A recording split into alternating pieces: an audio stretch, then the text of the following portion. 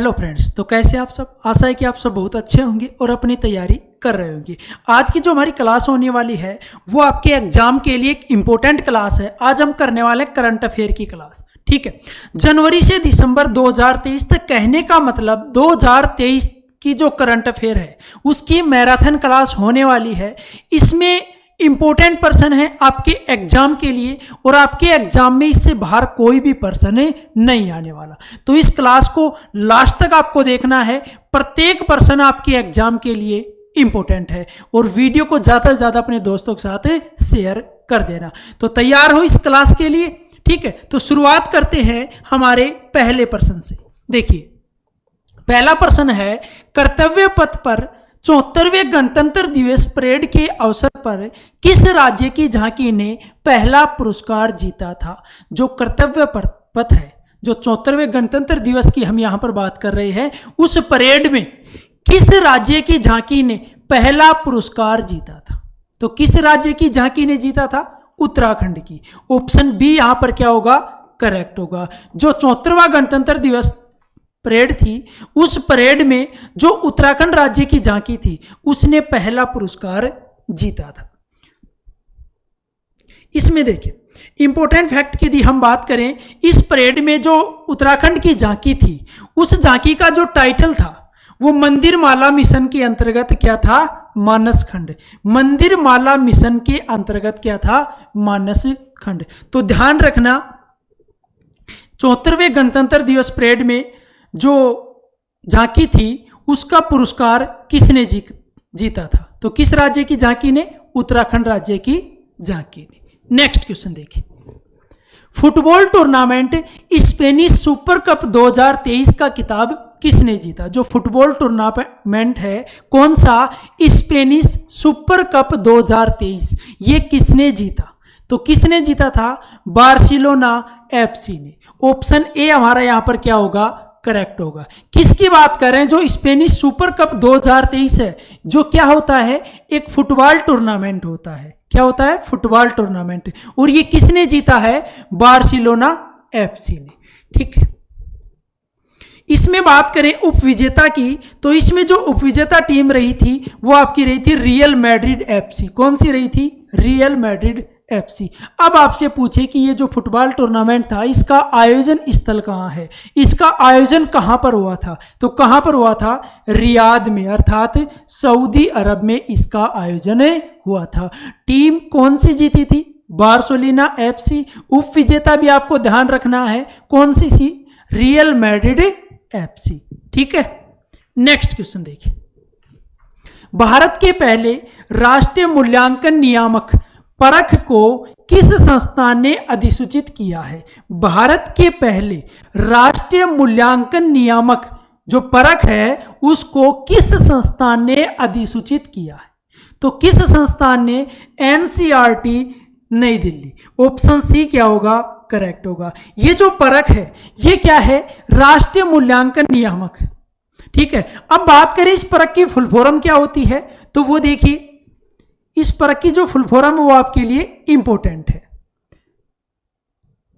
Performance assessment review and analysis of knowledge for holistic development. ये किसकी परख है? परख की क्या है? फुल फॉर्म है। किसने अधिसूचित किया है? एनसीईआरटी नई दिल्ली के द्वारा इसको, जो राष्ट्रीय नियामक है ये, इसको अधिसूचित किया है। आई बात समझ में? देखिए अगला प्रश्न देखिए, अंतर्राष्ट्रीय शिक्षा दिवस 2023 कब मनाया गया? अंतर्राष्ट्रीय शिक्षा दिवस 2023 जो है वो कब मनाया गया? तो कब मनाया गया? 24 जनवरी को। जो अंतर्राष्ट्रीय शिक्षा दिवस 2023 में मनाया गया वो कब मनाया गया? 24 जनवरी को मनाया गया। बात करें इससे रिलेटेड, तो इसकी थीम क्या थी? जो अंतर्राष्ट्रीय शिक्षा दिवस था जो 2023 में 24 जनवरी को मनाया गया, और राष्ट्रीय शिक्षा दिवस की यदि हम बात करें तो 11 नवंबर को मनाया जाता है। कब मनाया जाता है राष्ट्रीय शिक्षा दिवस?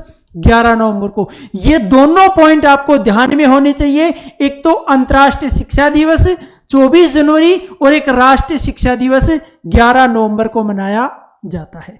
इसकी थीम देखें अंतर्राष्ट्रीय शिक्षा दिवस की, तो invest in people and prioritise education ये थीम है। और ये कौन सा संस्करण था? ये 5वां संस्करण था। जो अंतर्राष्ट्रीय शिक्षा दिवस 24 जनवरी को मनाया गया वो कौन से नंबर का था?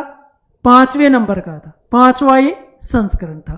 ठीक है, अगला प्रश्न देखिए अगला प्रश्न क्या है? खेलो इंडिया यूथ गेम्स 2023 की मेजबानी कौन से राज्य ने की है? जो खेलो इंडिया यूथ गेम्स हैं 2023 वाले जो हुए थे, इनकी मेजबानी कौन से राज्य ने की थी? तो कौन से राज्य ने की थी? मध्य प्रदेश ने। किसने की थी? मध्य प्रदेश ने। ध्यान रखना, खेलो इंडिया यूथ गेम्स 2023 की जो मेजबानी है वो किस राज्य के द्वारा की गई? मध्य प्रदेश राज्य के द्वारा। और ये मध्य प्रदेश में कहाँ हुए? मध्य प्रदेश की जो कैपिटल है भोपाल, वहां पर इनका आयोजन हुआ था। यदि आयोजन आपसे पूछे तो भोपाल में हुआ था, राज्य बात करें तो मध्य प्रदेश में। और ये जो 2023 में खेलो इंडिया यूथ गेम्स हुए थे, ये कौन सा संस्करण था? ये 5वां संस्करण था। कौन सा था? 5वां। अब बात करें इन गेम का जो शुभंकर था वो क्या था? आशा और मोगली। ये ध्यान रखना, खेलो इंडिया यूथ गेम्स जो 2023 में हुए ये भोपाल मध्य प्रदेश में इनका आयोजन हुआ। पहला पॉइंट। दूसरा पॉइंट ये था कि एक संस्करण कौन सा था? 5वां संस्करण था। और इनका इस गेम्स का जो शुभंकर था वो क्या था? आशा और मोगली इसका शुभंकर था। ठीक है, अगला प्रश्न देखिए। राष्ट्रपति द्रौपदी मुर्मू ने किस राज्य के राजभवन में संविधान पार्क का उद्घाटन किया है? जो राष्ट्रपति द्रौपदी मुर्मू है हमारी, उसने किस राज्य के राजभवन में संविधान पार्क का उद्घाटन किया है? तो किस राज्य के? राजस्थान, जयपुर राजस्थान। ऑप्शन ए क्या होगा? करेक्ट हो। जयपुर में संविधान पार्क का उद्घाटन किया था। किसने? हमारी जो राष्ट्रपति है द्रौपदी मुर्मू। देखिए अभी राजस्थान में चुनाव हुए थे तो मुख्यमंत्री आपको ध्यान रखना है। कौन बने नए मुख्यमंत्री? भजनलाल शर्मा। कौन बने हैं? भजनलाल शर्मा जो राजस्थान के नए मुख्यमंत्री बने हैं। ठीक है, अगला प्रश्न देखिए। ग्लोबल रिस्क रिपोर्ट 2023 को किस संस्थान ने जारी किया है? जो ग्लोबल रिस्क रिपोर्ट है, जो रिपोर्ट से संबंधित प्रश्न होते हैं वो आपके लिए इंपॉर्टेंट होते हैं। ठीक है, जितनी भी रिपोर्ट आती हैं, कोई भी चीज को पर्यावरण को लेकर देख लीजिए या किसी भी मैटर को लेकर जो रिपोर्ट आती है वो इंपॉर्टेंट है आपके एग्जाम के लिए। तो यहां हम बात करने वाले हैं ग्लोबल रिस्क रिपोर्ट 2023 की। किस संस्थान ने जारी की है? विश्व आर्थिक मंच WEF। विश्व आर्थिक मंच WEF, वर्ल्ड इकोनॉमिक फोरम जो विश्व आर्थिक मंच है, इसने जारी किया कौन सी रिपोर्ट? Global risk report 2023। यदि WEF की बात करें तो इसका जो मुख्यालय है वो कहां पर है? कोलोगनी, स्विट्जरलैंड में। इसकी स्थापना कब हुई थी? 24 जनवरी 1971 को WEF की क्या हुई थी? स्थापना हुई थी। बात करें WEF के प्रेसिडेंट की तो वो कौन है? बोर्गे ब्रेंडे। कौन है? बोर्गे ब्रेंडे WEF विश्व आर्थिक मंच के क्या है? प्रेसिडेंट है। और ग्लोबल रिस्क रिपोर्ट किसने जारी की है? विश्व आर्थिक मंच WEF के द्वारा ये जारी की गई है। इसकी फुल फॉर्म भी आपको पता होनी चाहिए, वर्ल्ड इकोनॉमिक फोरम। आई बात समझ में? तो अगला प्रश्न देखिए। भारत का पहला पर्पल फेस्ट 2023 कहां आयोजित हुआ? ये भारत का पहला था पर्पल फेस्ट 2023 में जो हुआ था, इसका आयोजन कहां पर हुआ? ये प्रश्न पूछा गया है। तो इसका आयोजन कहां पर हुआ है? गोवा में। ऑप्शन ए क्या होगा? करेक्ट होगा। जो पर्पल फेस्ट का आयोजन हुआ था पहला भारत में 2023 में, उसका आयोजन कहां पर हुआ था? गोवा में हुआ था। अब देखिए इस पर्पल फेस्ट के जो मुख्य वक्ता थे वो कौन थे, जो आपके लिए इंपॉर्टेंट है? DY चंद्रचूड़। कहने का मतलब धनंजय वाई चंद्रचूड़, जो कि भारत के क्या हैं? मुख्य न्यायाधीश। कौन है? भारत के मुख्य न्यायाधीश। ये आपको पता होना चाहिए कि जो भारत का पहला पर्पल फेस्ट 2023 में हुआ था, ये कहां हुआ? गोवा में। और इसके जो मुख्य वक्ता थे वो कौन थे? भारत के मुख्य न्यायाधीश धनंजय वाई चंद्रचूड़। ठीक है, अब इस पर्पल फेस्ट जो हुआ था 2023 में पहला गोवा में, इसका उद्देश्य क्या था? सबसे इंपॉर्टेंट बात यही है, चाहे किसी का भी आयोजन हो, कुछ भी हो, उसके पीछे कुछ ना कुछ पर्पज होता है, कुछ ना कुछ उसको करने का उद्देश्य होता है। तो इसका उद्देश्य था विकलांगता के प्रति समाज के दृष्टिकोण को बदलना। विकलांगता के प्रति जो समाज का दृष्टिकोण है, उस दृष्टिकोण को बदलना इस फेस्ट का क्या था, जो पर्पल फेस्ट था, इसका मुख्य उद्देश्य था। आई बात समझ में? अगला प्रश्न देखिए। लगातार तीसरी बार आईसीसी महिला टी20 क्रिकेट विश्व कप 2023 का खिताब किसने जीता? लगातार तीसरी बार, ये ध्यान रख लेना, लगातार तीसरी बार जो आईसीसी है, इंटरनेशनल क्रिकेट काउंसिल, महिला टी20 विश्व कप 2023 का खिताब किसने जीता है? ऑस्ट्रेलिया ने जीता है। किसने जीता है? ऑस्ट्रेलिया ने। ऑप्शन सी क्या होगा? करेक्ट होगा। किसको हराकर? दक्षिण अफ्रीका को हराकर जीता है। आयोजन स्थल की बात करें तो ये कहां पर हुआ था? महिला टी20 आईसीसी 2023 वाला ये हुआ था दक्षिण अफ्रीका में। कहां पर? दक्षिण अफ्रीका में। कौन से नंबर का था? ये संस्करण था 8वां। कौन सा था? 8वां। अब ऑस्ट्रेलिया लगातार 3 जीते हैं, 2018 में, 2020 में और 2023 में। लगातार तीसरी बार ये जीता है। किसने? ऑस्ट्रेलिया। Next question. लगातार चौथे साल कौन सा स्टॉक एक्सचेंज दुनिया का सबसे बड़ा डेरिवेटिव एक्सचेंज बना है? लगातार चौथे वर्ष कौन सा स्टॉक एक्सचेंज है जो दुनिया का सबसे बड़ा डेरिवेटिव एक्सचेंज बना है? तो कौन सा है? NSE. National stock exchange Bharat का ये दुनिया का सबसे बड़ा डेरिवेटिव एक्सचेंज बना है और लगातार चौथे वर्ष भी पहले स्थान पर है। लगातार चौथे वर्ष। कौन सा? NSE, national stock exchange. अब बात करते हैं नेशनल स्टॉक एक्सचेंज के बारे में, जिसकी स्थापना हुई थी 1992 में। कब हुई थी? 1992 में। हेडक्वार्टर की बात करें तो मुंबई, महाराष्ट्र में इसका हेडक्वार्टर है। इसके चेयरपर्सन कौन है? गिरीश चंद्र चतुर्वेदी। जो एनएसई है, नेशनल स्टॉक एक्सचेंज, उसके चेयरपर्सन कौन है? गिरीश चंद्र चतुर्वेदी। इसके एमडी और सीईओ की बात करें तो आशीष कुमार चौहान है। एनएसई के एमडी, मैनेजिंग डायरेक्टर, और सीईओ, चीफ एग्जीक्यूटिव ऑफिसर अर्थात मुख्य कार्यकारी अधिकारी कौन है? आशीष कुमार चौहान। कौन है? आशीष कुमार चौहान। आई बात समझ में? इंपॉर्टेंट पर्सन है ये, ठीक है। अगला प्रश्न देखिए। भारत का पहला हाइब्रिड साउंडिंग रॉकेट कहां से लॉन्च किया गया? ये भारत का पहला था हाइब्रिड साउंडिंग रॉकेट। अब प्रश्न यहां पर यह बन रहा है कि ये कहां से लॉन्च किया गया? तो कहां से किया गया? पट्टीपुलम। और ये कहां पर है? तमिलनाडु में। ऑप्शन ए क्या होगा? करेक्ट होगा। जो भारत का पहला साउंडिंग हाइब्रिड रॉकेट था वो लॉन्च किया गया पट्टीपुलम से, और ये पट्टीपुलम कहां पर है? तमिलनाडु में स्थित है। अब ये रॉकेट जो लॉन्च किया गया, इसका उपयोग क्या है? किस वजह से इसको लॉन्च किया गया? देखिए, मौसम और वायुमंडलीय स्थितियां और विकिरणों में अनुसंधान के लिए इसका उपयोग किया जा सकता है, ठीक है। हाइब्रिड जो रॉकेट था, हाइब्रिड साउंडिंग रॉकेट कहां से लॉन्च किया गया? पुट्टीपल्लम, तमिलनाडु से, ठीक है। इसका उपयोग जो है, जो मौसम है, जो वायुमंडलीय स्थितियां हैं और जो विकिरणें हैं, इनके अनुसंधान के लिए इसका उपयोग किया जा सकता है, ठीक है। नेक्स्ट प्रश्न देखिए। रिकॉर्ड 5 बार फीफा क्लब विश्व कप 2023 का खिताब किसने जीता?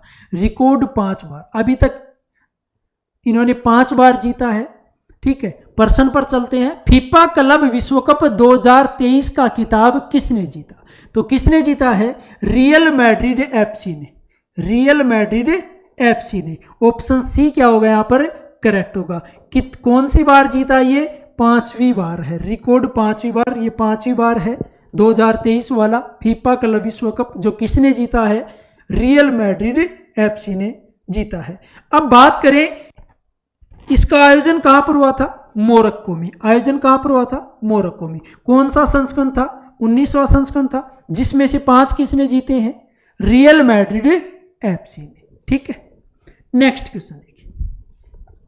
साइप्रस के नए राष्ट्रपति कौन बने हैं?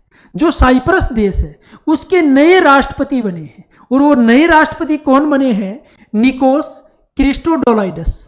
ऑप्शन ए क्या होगा यहाँ पर करेक्ट होगा। साइप्रस के जो नए राष्ट्रपति बने हैं उनका नाम क्या है? निकोस क्रिस्टोडोलाइडस। नाम थोड़ा अजीब है, बड़ा नाम है, लेकिन आपको ध्यान रखना है निकोस क्रिस्टोडोलाइडस। ठीक है, इस प्रकार से इसको याद कर लेना।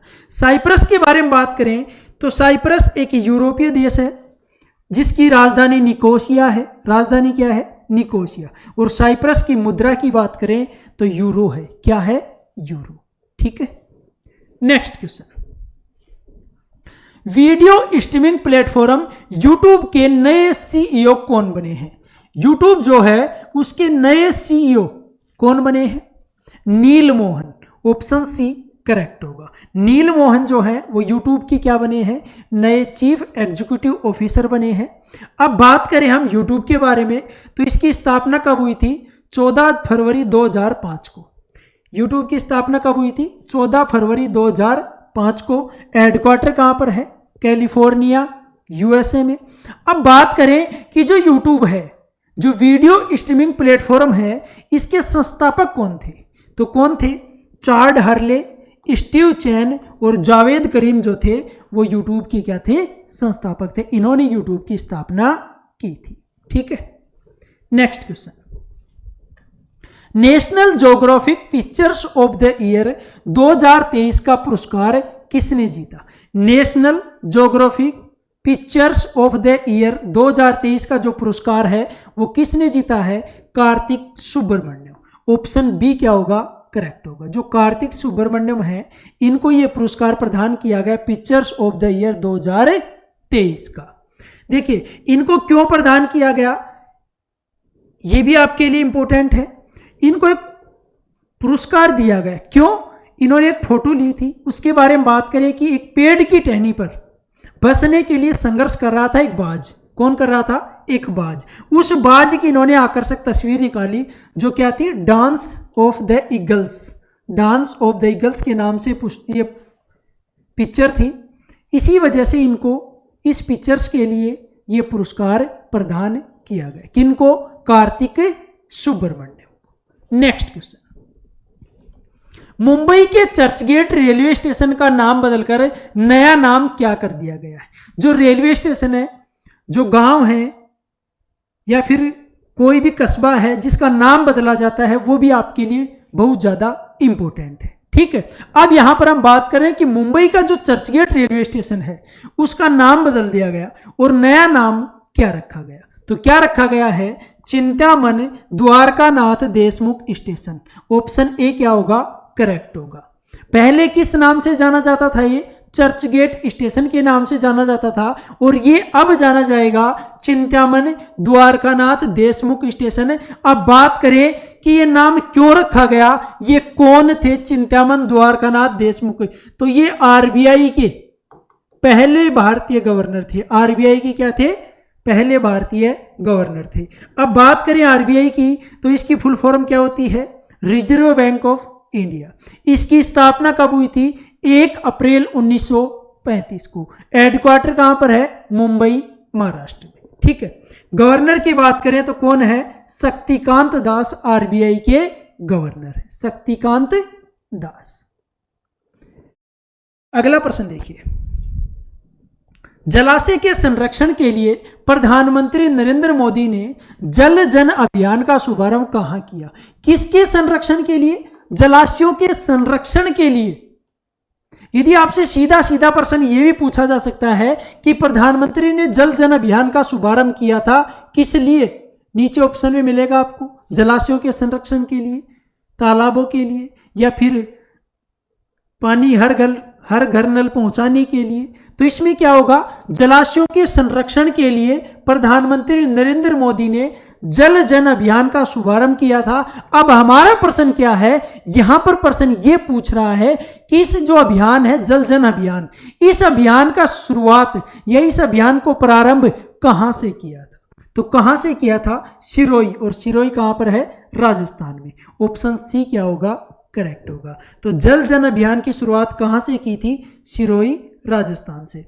इसका उद्देश्य क्या था? वो उद्देश्य मैंने बता दिया था आपको, जलाशयों के संरक्षण के लिए। जैसा कि भारत में 5000 से अधिक जल निकायों को संरक्षित करने और नए जल निकायों का निर्माण करना इस अभियान का उद्देश्य था, जो कि सिरोही राजस्थान से प्रारंभ हुआ था।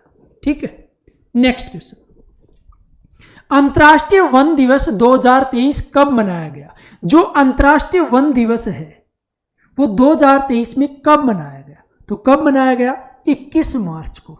ऑप्शन बी क्या होगा? करेक्ट होगा। ध्यान रखना, अंतर्राष्ट्रीय वन दिवस 2023 कब मनाया गया? 21 मार्च को। अब इसकी थीम की बात करें तो अंतर्राष्ट्रीय वन दिवस की थीम क्या है? Forest and health. क्या है? Forest and health. उद्देश्य वही है कि उसके बारे में जागरूकता फैलाना, सभी प्रकार के वनों के महत्व के बारे में जागरूकता बढ़ाना। ये क्या है? अंतर्राष्ट्रीय वन दिवस का उद्देश्य है। और इसकी थीम क्या है? Forest and health. कब मनाया जाता है? 21 मार्च को ये मनाया जाता है अंतर्राष्ट्रीय वन दिवस। नेक्स्ट क्वेश्चन, संगीता कलानिधि पुरस्कार 2023 से किसे सम्मानित किया गया? जो संगीत अकादमी है उसके द्वारा जो संगीता कलानिधि पुरस्कार है 2023 वो किसे प्रदान किया गया? तो किसको प्रदान किया गया? बॉम्बे जयश्री को। ऑप्शन ए क्या होगा? करेक्ट होगा। जो संगीता कलानिधि पुरस्कार 2023 का है वो किसे दिया गया? बॉम्बे जयश्री। अब इनके बारे में बात करें, ये प्रसिद्ध कर्नाटक गायक और संगीतकार हैं। कौन? बॉम्बे जयश्री जो है वो प्रसिद्ध क्या है? कर्नाटक गायक और संगीतकार। ये जो सम्मान है ये मद्रास की जो संगीत अकादमी है, कहाँ की? मद्रास की जो संगीत अकादमी है उसके द्वारा प्रतिवर्ष कर्नाटक संगीत के किसी संगीतज्ञ को प्रदान किया जाता है। कर्नाटक संगीत का जो कि कोई भी संगीतज्ञ है जिन्होंने अच्छा कार्य किया है उनको ये प्रदान किया जाता है। और 2023 में किसे प्रदान किया गया? बॉम्बे जयश्री को ये प्रदान किया गया। नेक्स्ट क्वेश्चन देखिए, 19वीं बिम्स्टेक मंत्री स्तरीय बैठक 2023 कहाँ आयोजित हुई? जो बिम्स्टेक मंत्री स्तरीय बैठक हुई थी 2023 में, सबसे पहले तो उसकी बात करें कौन से नंबर की थी? 19वें नंबर की थी। कौन से नंबर की? 19वें नंबर की। अब चलिए प्रश्न पर। अब प्रश्न क्या है कि इस बैठक का आयोजन कहाँ पर हुआ? तो कहाँ पर हुआ था? बैंकॉक में। बैंकॉक थाईलैंड में इस बैठक का आयोजन हुआ था। बिम्स्टेक जो 19वीं बैठक हुई थी इसमें इसका क्या हुआ था? आयोजन हुआ था। अब देखिए, बैठक की जो अध्यक्षता है वो की थी डॉन प्रमुद विनय ने। डॉन प्रमुद विनय जो कि थाईलैंड के क्या थे? प्रधानमंत्री। अब भारत की तरफ से अध्यक्षता किसने की? राजकुमार रंजन सिंह जो कि विदेश राज्य मंत्री हैं। राजकुमार रंजन सिंह जो कि क्या है? विदेश राज्य मंत्री। अब बात करते हैं हम बिम्स्टेक के बारे में। देखिए, बिम्स्टेक की सबसे पहले फुल फॉर्म देखें क्या होती है? Bay of Bengal initiative for multi sectoral technical and economic cooperation. ये किसकी फुल फॉर्म है? बिम्स्टेक की फुल फॉर्म है। और 2023 में जो मंत्री स्तरीय बैठक हुई थी वो कौन से नंबर की थी? 19वें नंबर की थी। कहाँ इसका आयोजन हुआ? बैंकॉक थाईलैंड में। बात करें बिम्स्टेक की जो स्थापना है वो हुई थी 6 जून 1997 को। कब हुई थी? 6 जून 1997 को। ठीक है। मुख्यालय हेडक्वार्टर की बात करें तो बिम्स्टेक का जो मुख्यालय वो ढाका में है। कहां पर? ढाका कहां पर है? बांग्लादेश में। ढाका में इसका मुख्यालय है, बांग्लादेश में। सेक्रेटरी जनरल की बात करें तो तेंजिन लेकफेल है। कौन है? तेंजिन लेकफेल बिम्स्टेक के सेक्रेटरी जनरल है। बात करें इसमें सदस्य देश कौन कौन से हैं तो बांग्लादेश है, भूटान है, भारत, नेपाल, श्रीलंका, म्यांमार और थाईलैंड। ये क्या है? इसके सदस्य देश हैं। किसके? बिम्स्टेक के। फिर से बता रहा हूं, 19वीं जो बिम्स्टेक मंत्री स्तरीय बैठक हुई थी 2023 में, ये 19वें नंबर की थी। पहला पॉइंट क्लियर। कहां पर इसका आयोजन हुआ था? इसका जो आयोजन है ये हुआ था बैंकॉक थाईलैंड में। ठीक है। इसके बाद हमने बात की बिम्स्टेक की स्थापना कब हुई? 6 जून 1997 को। हेडक्वार्टर कहां पर है? ढाका बांग्लादेश में। इसके सेक्रेटरी जनरल कौन है? तेंजिन लेकफेल। इसमें 7 सदस्य देश हैं। कौन कौन से हैं? बांग्लादेश, भूटान, भारत, नेपाल, श्रीलंका, म्यांमार और थाईलैंड। Point clear? अगला प्रश्न देखिए। पूर्वी लद्दाख के अग्रिम मोर्चे पर फील्ड वर्कशॉप को कमांड करने वाली भारतीय सेना की पहली महिला अधिकारी कौन बनी?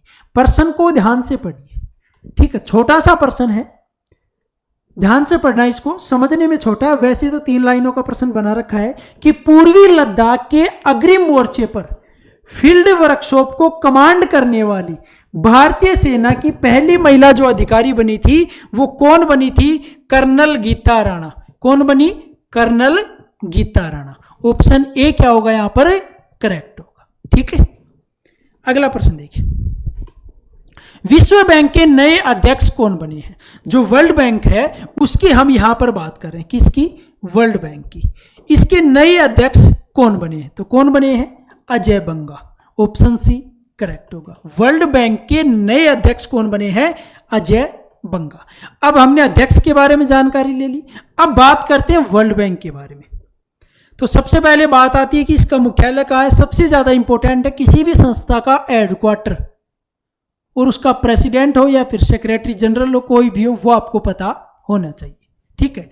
वर्ल्ड बैंक का जो मुख्यालय वो है वाशिंगटन डीसी, यूएसए में। कहां पर है?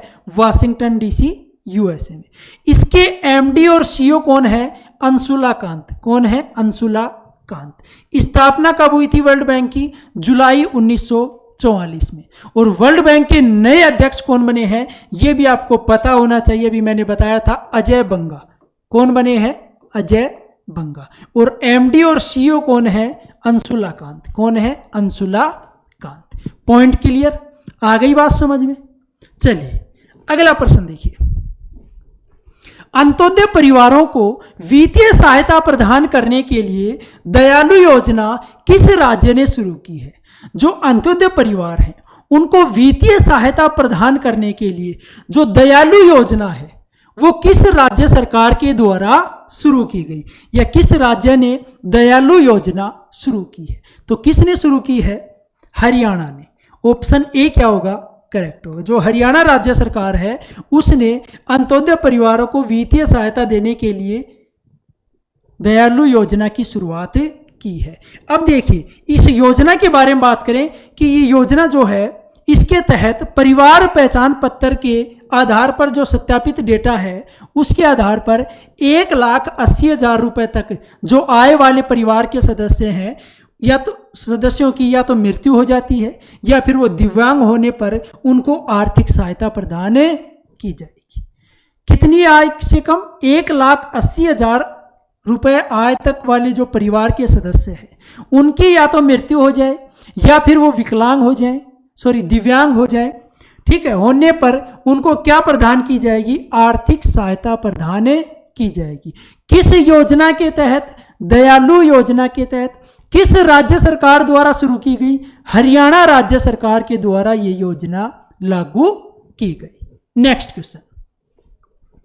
As good as my world a memoir नामक पुस्तक को किसने लिखा है? इंपॉर्टेंट पुस्तक है। As good as my world a memoir नामक पुस्तक जो है वो किसने लिखा है? के.एम. चंद्रशेखर ने। ऑप्शन सी करेक्ट होगा। ये जो पुस्तक है as good as my world a memoir, इसके लेखक कौन है? के.एम. चंद्रशेखर। कौन है? के.एम. चंद्रशेखर। अगला प्रश्न देखिए। संयुक्त राष्ट्र जल सम्मेलन 2023 कहां आयोजित हुआ? जो संयुक्त राष्ट्र जल सम्मेलन हुआ था 2023 में उसका आयोजन कहां पर हुआ है? तो कहां पर हुआ है? न्यूयॉर्क, अमेरिका में। ऑप्शन बी क्या होगा? करेक्ट होगा। जो संयुक्त राष्ट्र जल सम्मेलन है 2023 वो कहां पर हुआ है? न्यूयॉर्क, अमेरिका में। भारत की तरफ से इसमें अध्यक्षता किसने की थी? जो जल शक्ति मंत्री हैं गजेंद्र सिंह शेखावत, उन्होंने की थी। और ये जो सम्मेलन है ये ताजिकिस्तान और नीदरलैंड द्वारा आयोजित किया गया था। किसके द्वारा आयोजित किया गया? ताजिकिस्तान और नीदरलैंड के द्वारा आयोजित किया गया था। इसका आयोजन कहां पर हुआ? न्यूयॉर्क, अमेरिका में हुआ था। किसका? संयुक्त राष्ट्र जल सम्मेलन 2023 का। ठीक है, पॉइंट क्लियर, अच्छे से समझ में आ रहा है। एक एक पर्सन जो है वो आपके एग्जाम के लिए इंपॉर्टेंट है, तो एक भी पर्सन आपको मिस नहीं करना। नेक्स्ट क्वेश्चन देखिए, केंद्रीय मंत्री नितिन गडकरी ने पहली मेथनॉल से चलने वाली बसों का अनावरण कहां से किया? जो केंद्रीय मंत्री हैं, राजमार्ग और सड़क निर्माण जो मंत्री हैं, कौन है? नितिन गडकरी। उन्होंने पहली मेथनॉल से चलने वाली बसों का अनावरण कहां से किया? तो कहां से किया? बेंगलुरु कर्नाटक से। ऑप्शन ए क्या होगा? करेक्ट होगा। कहां से किया था? बेंगलुरु कर्नाटक से। किससे चलने वाली बस है ये? मेथनॉल से चलने वाली बस है। उसका अनावरण किसने किया है? ये भी ध्यान रखना है, केंद्रीय मंत्री नितिन गडकरी ने किया है। और कहां? बेंगलुरु कर्नाटक में। नेक्स्ट क्वेश्चन, पीएम मोदी ने वन वर्ल्ड टीबी शिखर सम्मेलन 2023 को कहां संबोधित किया? पीएम मोदी जो प्रधानमंत्री नरेंद्र मोदी जी हैं, उन्होंने वन वर्ल्ड टीबी शिखर सम्मेलन 2023 को कहां संबोधित किया? तो कहां संबोधित किया था? वाराणसी में। ऑप्शन बी करेक्ट होगा। और भारत को टीबी से उन्मूलन का जो लक्ष्य रखा है, कौन सा वर्ष है? 2025। कौन सा रखा है? 2025। भारत ने वर्ष 2025 तक टीबी उन्मूलन का क्या रखा है? लक्ष्य रखा है। ठीक है, ये पॉइंट इंपॉर्टेंट है, ये जरूर ध्यान रख लेना।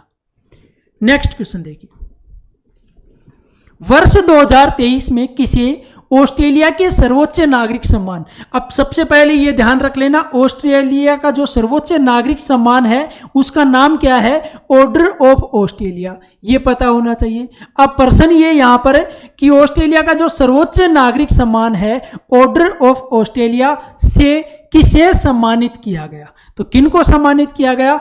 रतन टाटा जी को। ऑप्शन ए क्या होगा? करेक्ट होगा।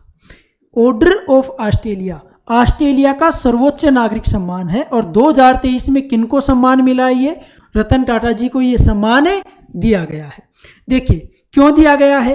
क्योंकि भारत और ऑस्ट्रेलिया के जो द्विपक्षीय संबंध हैं उनको मजबूत करने में, व्यापार, उद्योग और परोपकार जगत में उनके प्रयासों के लिए रतन टाटा को ऑस्ट्रेलिया के सर्वोच्च नागरिक पुरस्कार या सर्वोच्च नागरिक सम्मान ऑर्डर ऑफ ऑस्ट्रेलिया से सम्मानित किया है। ठीक है, अगला प्रश्न देखिए, किस देश ने बड़े निवेश को आकर्षित करने के लिए गोल्डन लाइसेंस लॉन्च किया है?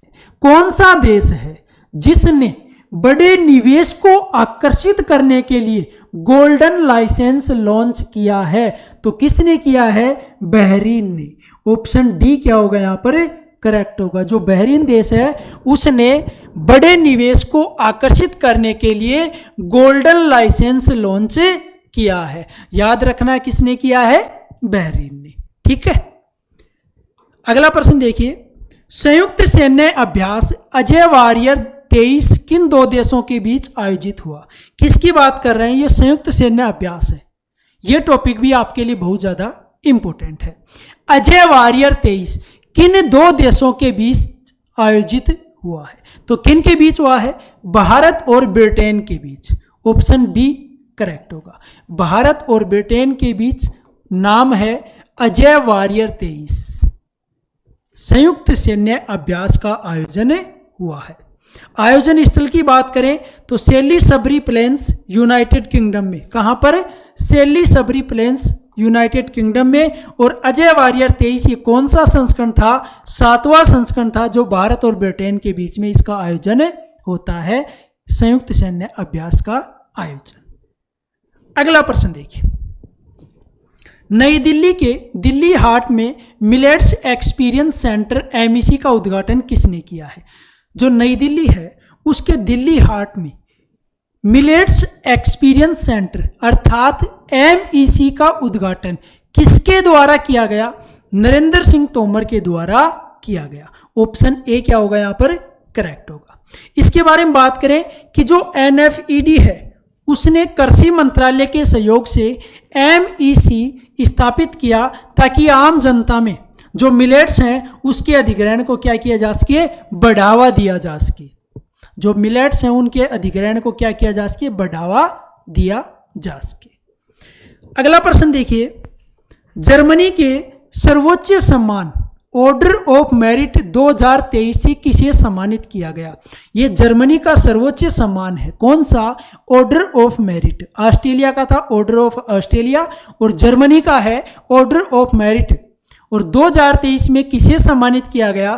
तो ये सम्मान मिला है अंजेला मर्केल को। ऑप्शन सी करेक्ट होगा। अब ये अंजेला मर्केल कौन है? जर्मनी की पूर्व चांसलर है। जर्मनी की पूर्व चांसलर है अंजेला मर्केल। इनको ये पुरस्कार दिया गया है। जर्मनी का सर्वोच्च सम्मान है ऑर्डर ऑफ मेरिट। 2023 में इनको ये सम्मान मिला है। एंजेला मर्केल जो है वो वर्ष 2005 से 2021 तक जर्मनी का उन्होंने नेतृत्व किया था। इसी वजह से इनको ये पुरस्कार प्रदान किया गया। ठीक है, नेक्स्ट क्वेश्चन देखिए। पर्यावरण को बचाने के लिए प्लास्टिक 2 सोना लो योजना कहाँ शुरू हुई? जो पर्यावरण है उसको बचाने के लिए प्लास्टिक 2 सोना लो की योजना, जो ये योजना है, ये कहाँ पर इस योजना की शुरुआत हुई है?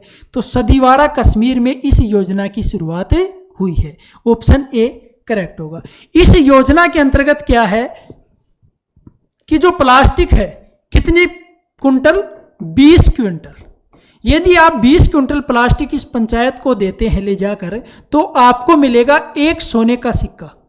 क्या मिलेगा? 1 सोने का सिक्का मिलेगा। कितने प्लास्टिक पर? 20 क्विंटल प्लास्टिक पर 1 सोने का सिक्का आपको मिलेगा। आप क्या सोचे, एक थैली लेके जाएंगे और 1 सोने का सिक्का ले आएंगे? नहीं, 20 क्विंटल प्लास्टिक आपको ले जाना है, कचरा जो है होता है वो ले जाना है, और फिर आपको यहाँ पर 1 सोने का सिक्का दिया जाएगा। नेक्स्ट क्वेश्चन देखिए। दुनिया का पहला ड्रोन कैरियर युद्धपोत नाम क्या है? TCG अनादोलू। किस देश ने लॉन्च किया है? यह दुनिया का पहला है ड्रोन कैरियर युद्धपोत। TCG अनादोलू किस देश ने लॉन्च किया है? तो किस देश ने लॉन्च किया है? तुर्की ने। ऑप्शन डी क्या होगा यहाँ पर? करेक्ट होगा। ये लॉन्च किया है TCG अनादोलू तुर्की ने। और ये क्या है? क्या ये तुर्की नौसेना का क्या है? एक उभयचर आक्रमण पोत है। क्या है? उभयचर आक्रमण पोत। किसका? तुर्की नौसेना का। ठीक है, आ रही है बात समझ में? अगला प्रश्न देखिए। सार्वजनिक परिवहन वाले दुनिया की सबसे अच्छे शहरों की सूची में कौन सा शहर शीर्ष पर है? सार्वजनिक परिवहन वाले दुनिया की सबसे अच्छी शहरों की सूची में कौन सा शहर शीर्ष स्थान पर है? तो कौन सा शहर है? Berlin, Germany. ऑप्शन ए क्या होगा यहाँ पर? करेक्ट होगा। देखिए, सार्वजनिक परिवहन वाले दुनिया के सबसे अच्छे शहरों की सूची में पहले स्थान पर तो आपका बर्लिन जर्मनी। कौन है? Berlin, Germany. दूसरे स्थान की बात करें तो प्राग है, जो कि चेक गणराज्य का है। और तीसरे स्थान पर टोक्यो है, जो कि जापान का है, शहर है जापान का टोक्यो। ये तीसरे स्थान पर है। बात करें हमारे देश की तो एकमात्र शहर है जो इस सूची में शामिल है, वो है मुंबई। कौन सा है? मुंबई, जो कि 19वें स्थान पर है। कौन से स्थान पर है? 19वें स्थान पर है। ध्यान रखना, एकमात्र शहर हमारा देश का जो इस सूची में शामिल है उसका नाम है मुंबई। और कौन से स्थान पर है? 19वें स्थान पर। अगला प्रश्न देखिए। एशिया की सबसे लंबी जलीय हाइड्रोकार्बन पाइपलाइन किस राज्य में स्थापित की गई? ये एशिया की सबसे लंबी जलीय हाइड्रोकार्बन पाइपलाइन है। पहले तो ये आपको ध्यान रखना है, इसी वजह से ये क्वेश्चन इंपॉर्टेंट हो जाता है, क्योंकि एशिया की सबसे लंबी है जलीय कार्बन पाइपलाइन। किस राज्य में स्थापित की गई? तो किस राज्य में की गई? असम राज्य में। ऑप्शन डी क्या होगा यहाँ पर? करेक्ट होगा। चलो इसके बारे में बात करते हैं। असम में जोरहाट और माजुली को जोड़ने के लिए, किसको जोड़ने के लिए? जोरहाट और माजुली को जोड़ने के लिए ब्रह्मपुत्र नदी के नीचे, किस नदी के नीचे? ब्रह्मपुत्र नदी के नीचे एशिया की सबसे बड़ी अंडर वाटर हाइड्रोकार्बन पाइपलाइन को किसके द्वारा पूरा किया गया? इंद्रधनुष गैस ग्रिड लिमिटेड के द्वारा। यह भी आपको ध्यान रखना है। कौन सा? इंद्रधनुष गैस ग्रिड लिमिटेड के द्वारा इस परियोजना को पूर्ण किया गया है। कहाँ? असम में कहाँ से कहाँ तक? जोरहाट से माजुली को जोड़ने के लिए ब्रह्मपुत्र नदी के नीचे एशिया की सबसे बड़ी अंडर वाटर हाइड्रोकार्बन पाइपलाइन को किसने पूरा किया? किस कंपनी ने पूरा किया है? इंद्रधनुष गैस ग्रिड लिमिटेड के द्वारा यह कार्य पूर्ण किया गया है। आ गई बात समझ में? अगला प्रश्न देखिए, अंतर्राष्ट्रीय श्रमिक दिवस 2023 कब मनाया गया? जो अंतर्राष्ट्रीय श्रमिक दिवस है वो 2023 में कब मनाया गया? तो ये मनाया जाता है 1 मई को। ऑप्शन बी क्या होगा? करेक्ट होगा। अंतर्राष्ट्रीय श्रमिक दिवस कब मनाया जाता है? 1 मई को। और 2023 में जो अंतर्राष्ट्रीय श्रमिक दिवस मनाया गया उसकी थीम की यदि हम बात करें तो वो आपकी act together to build a positive safety and health culture. ये किसकी है? अंतर्राष्ट्रीय श्रमिक दिवस की ये थीम है जो कि 1 मई को मनाया जाता है। ठीक है, नेक्स्ट क्वेश्चन देखिए, steel Authority of India limited के नए अध्यक्ष कौन बने? जो सेल है, क्या है? SAIL, SAIL, Steel Authority of India Limited, इसके जो अध्यक्ष बने हैं वो कौन बने हैं?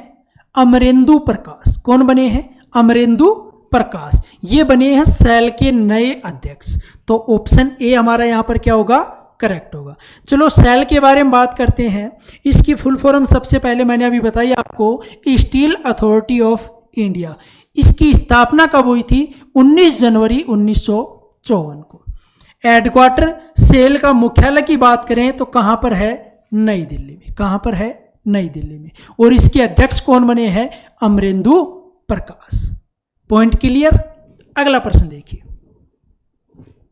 महिलाओं के लिए शक्ति स्मार्ट कार्ड योजना किस राज्य ने शुरू की है? महिलाओं के लिए शक्ति स्मार्ट कार्ड योजना किस राज्य ने शुरू की है? तो किस राज्य ने शुरू की है? कर्नाटक राज्य ने। ऑप्शन डी क्या होगा? करेक्ट होगा। जो कर्नाटक राज्य है उसने महिलाओं के लिए शक्ति स्मार्ट कार्ड योजना शुरू की है। अब ये शक्ति स्मार्ट कार्ड योजना है क्या?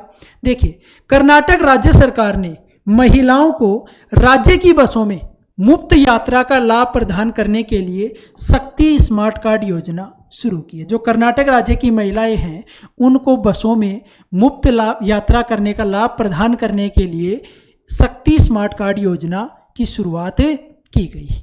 दोनों चीज आपको पता होनी चाहिए कि शक्ति स्मार्ट कार्ड योजना है क्या और किस राज्य सरकार के द्वारा ये शुरू की गई। दोनों पॉइंट आपको याद होने चाहिए।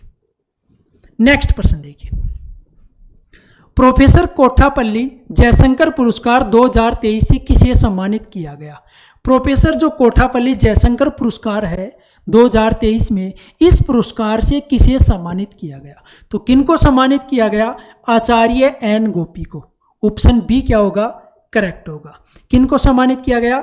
आचार्य एन गोपी को। अब ये आचार्य एन गोपी कौन है? ये कवि हैं, साहित्यिक आलोचक हैं और साहित्य अकादमी पुरस्कार इनको प्राप्त हो चुका है।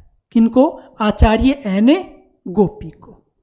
नेक्स्ट क्वेश्चन, महाराष्ट्र के अहमदनगर शहर का नया नाम बदलकर क्या रखा है? जो महाराष्ट्र का अहमदनगर है उस शहर का नाम बदल दिया गया और नया नाम जो रखा गया है वो क्या रखा गया है? अहिल्यानगर। ऑप्शन ए क्या होगा? करेक्ट होगा। पहले महाराष्ट्र के इस शहर को अहमदनगर के नाम से जाना जाता था और अब जो है इस शहर को अहिल्यानगर के नाम से जाना जाएगा। किसको? महाराष्ट्र का जो अहमदनगर था अब उसको अहिल्यानगर के नाम से जाना जाएगा। नेक्स्ट क्वेश्चन देखिए, विश्व खाद्य सुरक्षा दिवस 2023 कब मनाया गया? जो विश्व खाद्य सुरक्षा दिवस है वो कब मनाया गया? 2023 में 7 जून को। कब मनाया गया? 7 जून को। ध्यान रखना, विश्व खाद्य सुरक्षा दिवस 2023 कब मनाया गया? 7 जून को मनाया गया। और 2023 में इस दिवस की थीम क्या थी? Food standard save lives. Food standard save lives, ये विश्व खाद्य दिवस की क्या थी? थीम थी, जो कब मनाया गया? 7 जून को मनाया गया। कब मनाया गया? 7 जून को मनाया गया। ठीक है। नेक्स्ट क्वेश्चन देखिए, किस राज्य के मुख्यमंत्री ने राज्य के पद्म पुरस्कार विजेताओं को 10,000 रुपए मासिक पेंशन देने की घोषणा की है? किस राज्य के मुख्यमंत्री ने यह घोषणा की है कि राज्य के जो व्यक्ति जिनको पद्म पुरस्कार प्राप्त हैं उनको 10,000 रुपए मासिक पेंशन दी जाएगी? तो किसने किया है? हरियाणा ने। हरियाणा के जो मुख्यमंत्री हैं मनोहर लाल खट्टर, उन्होंने ये घोषणा की है कि जो राज्य के पद्म पुरस्कार विजेता हैं उनको 10,000 रुपए मासिक पेंशन प्रदान की जाएगी। ठीक है। नेक्स्ट क्वेश्चन देखिए, भारत की अध्यक्षता में विज्ञान 20 सम्मेलन 2023 में कहां आयोजित हुआ? किसकी अध्यक्षता में? भारत की अध्यक्षता में। जो विज्ञान 20 सम्मेलन 2023 था, इसकी अध्यक्षता किस देश ने की? पहले तो बात करें भारत ने की थी। अब भारत में इसका आयोजन कहां पर हुआ? भोपाल में। भोपाल कहां पर है? मध्य प्रदेश में। कहां पर है? मध्य प्रदेश में है। और इसकी थीम क्या थी? Connecting science to society and culture. क्या थीम थी? Connecting science to society and culture. तो विज्ञान 20 सम्मेलन 2023 की अध्यक्षता किस देश ने की थी? भारत ने की थी। इसका आयोजन भारत की तरफ से किया गया था और भारत में इसका आयोजन कहां पर हुआ? भोपाल, मध्य प्रदेश में। नेक्स्ट क्वेश्चन देखिए, दुनिया का पहला 3D प्रिंटेड मंदिर किस राज्य में बनाया जा रहा है? यह दुनिया का पहला 3D प्रिंटेड मंदिर है। कौन सा है? 3D प्रिंटेड मंदिर। इसका निर्माण कौन से राज्य में हो रहा है? तो कौन से राज्य में हो रहा है? तेलंगाना में। ऑप्शन ए क्या होगा? करेक्ट होगा। तेलंगाना राज्य में दुनिया का पहला 3D प्रिंटेड मंदिर का निर्माण किया जा रहा है। ठीक है। अगला प्रश्न देखिए, ऊर्जा संरक्षण सूचकांक 2023 में भारत का कौन सा स्थान रहा है? किसकी बात कर रहे हैं हम? ऊर्जा संरक्षण सूचकांक 2023 की बात कर रहे हैं। जो सूचकांक जारी हुआ है 2023 में, कौन सा सूचकांक? ऊर्जा संरक्षण सूचकांक। इसमें प्रश्न क्या है कि भारत का कौन सा स्थान रहा है? तो भारत का स्थान रहा है 67वां। ऑप्शन डी क्या होगा? करेक्ट होगा। जो ऊर्जा संरक्षण सूचकांक 2023 वाले हैं, इसमें जो भारत का स्थान रहा है वो कौन सा रहा है? 67वां स्थान रहा है। इसको जारी किसने किया है? विश्व आर्थिक मंच ने जारी किया है। और पहला स्थान पे कौन सा देश है? स्वीडन है। कौन सा स्थान पर? पहले स्थान पर कौन सा देश है? स्वीडन है। ठीक है। भारत का कौन सा स्थान है? 67वां स्थान। नेक्स्ट क्वेश्चन, भारत के पहले कार्बन न्यूट्रल गांव के रूप में किस गांव को विकसित किया जाएगा? भारत के पहले कार्बन न्यूट्रल गांव के रूप में कौन से गांव को विकसित किया जाएगा? तो वो विकसित किया जाएगा भिवंडी तालुका को, जो किस राज्य में है? महाराष्ट्र राज्य में। भिवंडी तालुका गांव को कार्बन न्यूट्रल गांव के रूप में विकसित किया जाएगा, जो कि भारत का पहला गांव होगा ऐसा जो कार्बन न्यूट्रल गांव होगा। और ये कौन सा है? भिवंडी तालुका किस राज्य में स्थित है? महाराष्ट्र राज्य में स्थित है। अब इसका उद्देश्य क्या है? इस गांव को कार्बन न्यूट्रल गांव बनाने के पीछे भी कोई उद्देश्य होगा। उद्देश्य ये है कि जो कार्बन उत्सर्जन है उसको कम करना और एक स्वच्छ और हरित पर्यावरण के लिए स्थायी प्रथाओं को बढ़ावा देना। ठीक है। ये था कार्बन न्यूट्रल गांव। कहां पर विकसित किया जा रहा है? महाराष्ट्र राज्य में। कौन सा गांव का नाम क्या है? भिवंडी तालुका। यह आपको याद रखना है। नेक्स्ट क्वेश्चन तो देखिए, अगला प्रश्न हमारा, खेलो इंडिया यूनिवर्सिटी गेम्स 2023 की पदक तालिका में कौन सा विश्वविद्यालय शीर्ष स्थान पर रहा है? देखिए, इसमें आंसर करने से पहले मैं आपको बता दूं कि जो खेलो इंडिया यूनिवर्सिटी गेम्स ये 2023 में की बात कर रहे हैं, 2023 वालों की। ठीक है। अब बात यह है कि इसमें कौन सी यूनिवर्सिटी है, कौन सा विश्वविद्यालय है जो शीर्ष स्थान पर रहा था? कहने का मतलब प्रथम स्थान पर रहा था। तो कौन सा है? पंजाब यूनिवर्सिटी। जो पंजाब का विश्वविद्यालय पंजाब यूनिवर्सिटी, वो कौन से स्थान पर रहा था? पहले स्थान पर। अब देखिए, पंजाब यूनिवर्सिटी ने कुल 69 पदक जीते थे। कितने? 69 पदक जीते थे, जिनमें से 26 तो गोल्ड मेडल थे, 17 रजत पदक थे और 26 कांस्य पदक थे। 17 सिल्वर मेडल थे, ठीक है, और 26 क्या थे, कांस्य पदक थे। इस गेम्स का जो खेलो इंडिया यूथ गेम्स 2023 वाले हैं, इनका शुभंकर क्या था ये भी आपको ध्यान रखना है। तो शुभंकर क्या था, जीतू। और ये जो 2023 में हुए हैं, ये कौन सा संस्करण था इनका, तीसरा संस्करण था। कौन सा संस्करण था, तीसरा संस्करण था। खेलो इंडिया यूनिवर्सिटी गेम्स जो 2023 में हुए, उनका शुभंकर क्या था, जीतू था। और संस्करण कौन सा था, ये संस्करण था आपका तीसरा, जिसमें पंजाब यूनिवर्सिटी टॉप पर रही थी, शीर्ष स्थान पर रही थी। कितने पदकों के साथ, 69 पदकों के साथ। Point clear. अगला प्रश्न देखिए, भारतीय मूल की किस महिला वैज्ञानिक को डच विज्ञान में सर्वोच्च सम्मान स्पिनोजा पुरस्कार 2023 से सम्मानित किया है। भारतीय मूल की किस महिला वैज्ञानिक को डच विज्ञान में सर्वोच्च सम्मान, देखिए जो स्पिनोजा पुरस्कार है ये डच विज्ञान में सर्वोच्च सम्मान, ये ध्यान रख लेना। स्पिनोजा जो पुरस्कार है ये डच विज्ञान में क्या है, सर्वोच्च सम्मान है। और इस सम्मान से किस भारतवंशी महिला को सम्मानित किया गया है, तो किनको सम्मानित किया गया है, जोईता गुप्ता। ऑप्शन सी क्या होगा, करेक्ट होगा। ये जोईता गुप्ता जो है ये भारतीय मूल की महिला वैज्ञानिक हैं, जिनको स्पिनोजा पुरस्कार 2023 से क्या किया गया है, सम्मानित किया गया है। आई बात समझ में। तो देखिए इसके बारे में बात करें, ये पुरस्कार जो है हर वर्ष नीदरलैंड में जो काम करते हैं, शोधकर्ता जो होते हैं, उनको दिया जाता है, जो अंतर्राष्ट्रीय मानकों के अनुसार जो भी वो कार्य करते हैं, जो भी वो शोध करते हैं, वो शोध जो है अंतर्राष्ट्रीय मानकों के आधार पर या उसके अनुसार दुनिया भर में सबसे अच्छी शोध हो, तो उन्हें यह पुरस्कार प्रदान किया जाता है। कौन सा, स्पिनोजा पुरस्कार 2023 में किसे प्रदान किया गया, भारतीय मूल की महिला वैज्ञानिक है जोईता गुप्ता। Point clear. चलिए अगले प्रश्न पर। तो देखिए, केंद्रीय भारी उद्योग मंत्री महेंद्रनाथ पांडे ने दुग्ध साथी मोबाइल ऐप को कहां लॉन्च किया। जो केंद्रीय भारी और उद्योग मंत्री हैं, कौन है, महेंद्रनाथ पांडे। इन्होंने एक एप्लीकेशन लॉन्च किया था। उस एप्लीकेशन का नाम क्या है, दुग्ध साथी मोबाइल ऐप। इसको कहां पर लॉन्च किया था इन्होंने, कहां पर किया था, मसूरी। ये मसूरी कहां पर है, उत्तराखंड में। ऑप्शन बी क्या होगा, करेक्ट होगा। अब सीधा सीधा आपसे प्रश्न भी पूछा जा सकता है कि दुग्ध साथी मोबाइल ऐप को मसूरी उत्तराखंड में किस मंत्री या किस व्यक्ति के द्वारा लॉन्च किया गया। तो किनके द्वारा लॉन्च किया गया, महेंद्रनाथ पांडे, जो कि कौन है, केंद्रीय भारी उद्योग मंत्री है। ठीक है। अगला प्रश्न देखिए, भारत की पहली सोलर सिटी कौन सी बनेगी।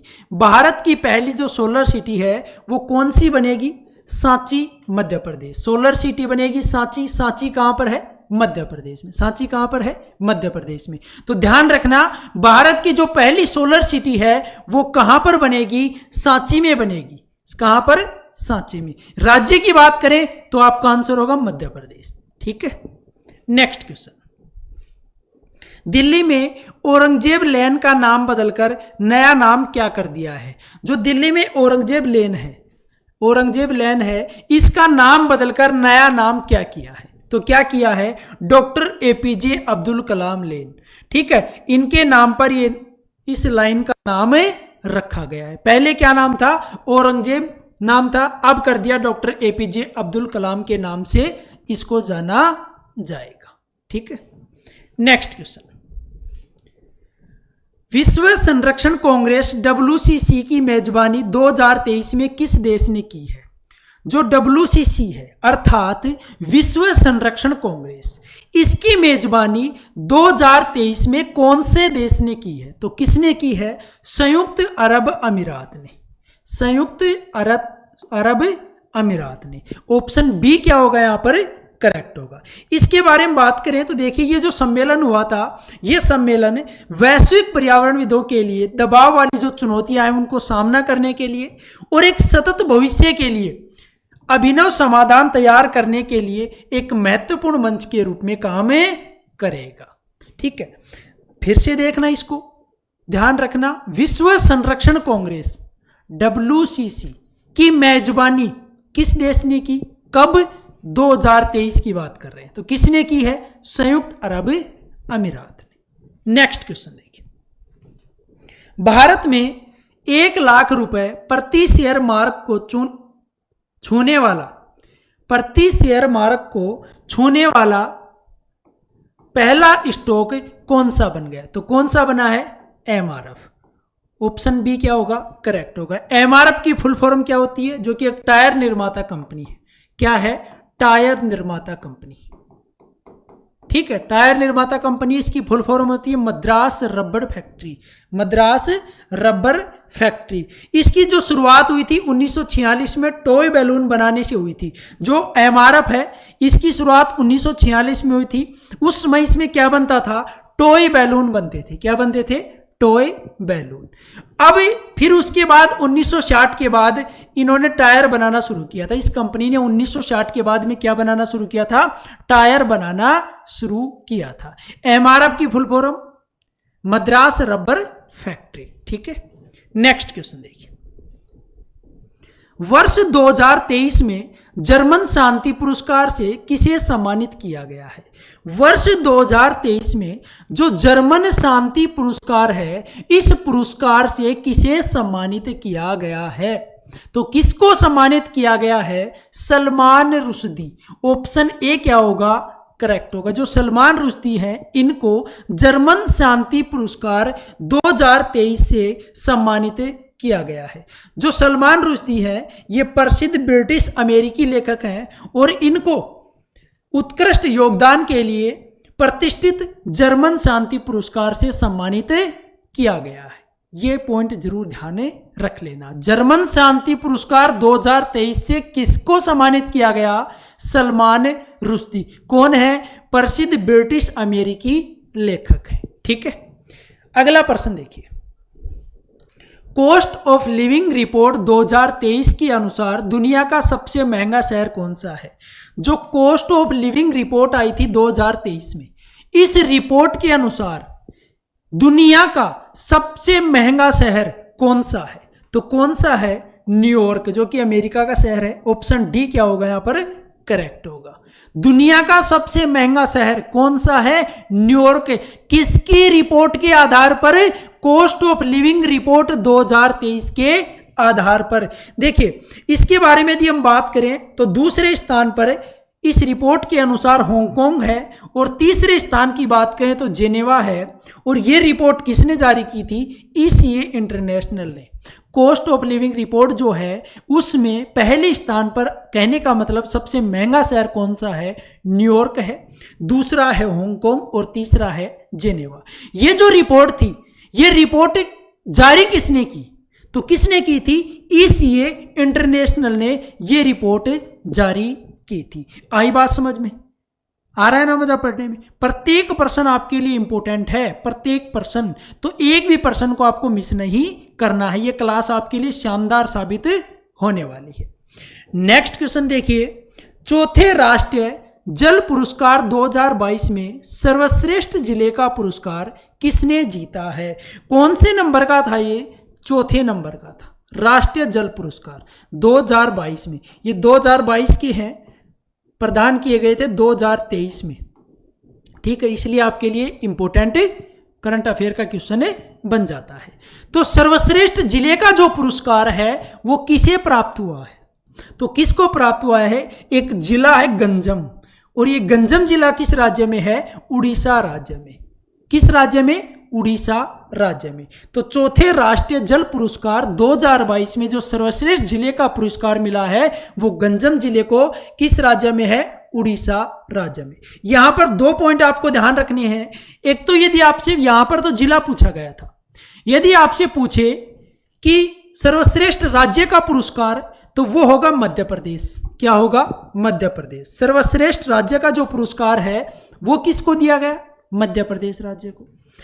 सर्वश्रेष्ठ शहरी स्थानीय निकाय का जो पुरस्कार है वो चंडीगढ़ को दिया गया। सर्वश्रेष्ठ शहरी स्थानीय निकाय किसमें? चौथे राष्ट्रीय जल पुरस्कार 2022 में किसको प्रदान किया गया?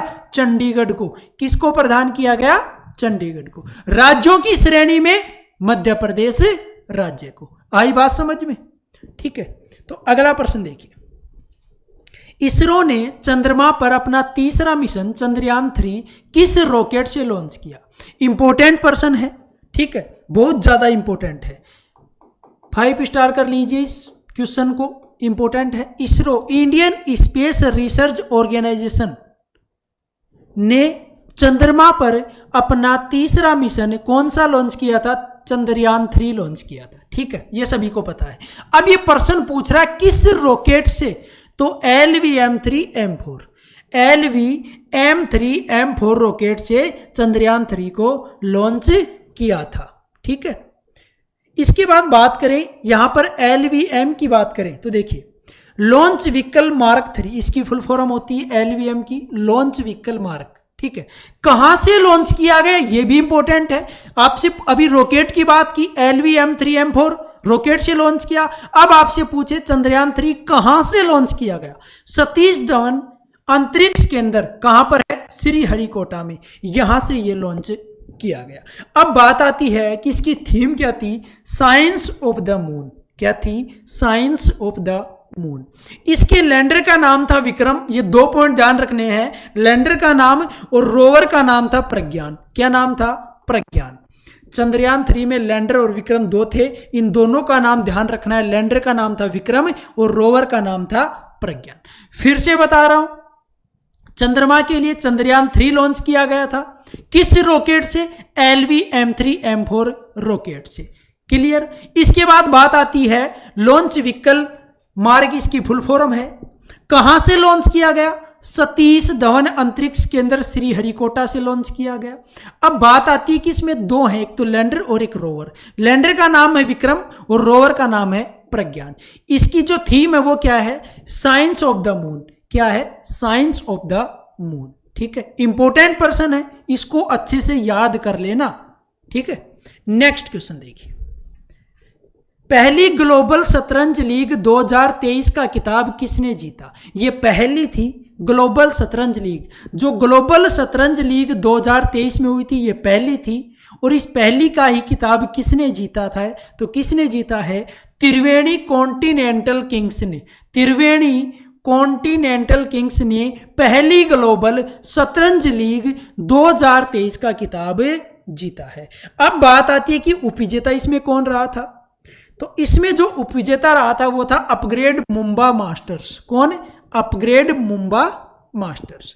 बात करें आयोजन स्थल की, तो इसका आयोजन कहां पर हुआ था? दुबई में इसका आयोजन हुआ था, ठीक है। Point clear? अगला प्रश्न देखिए।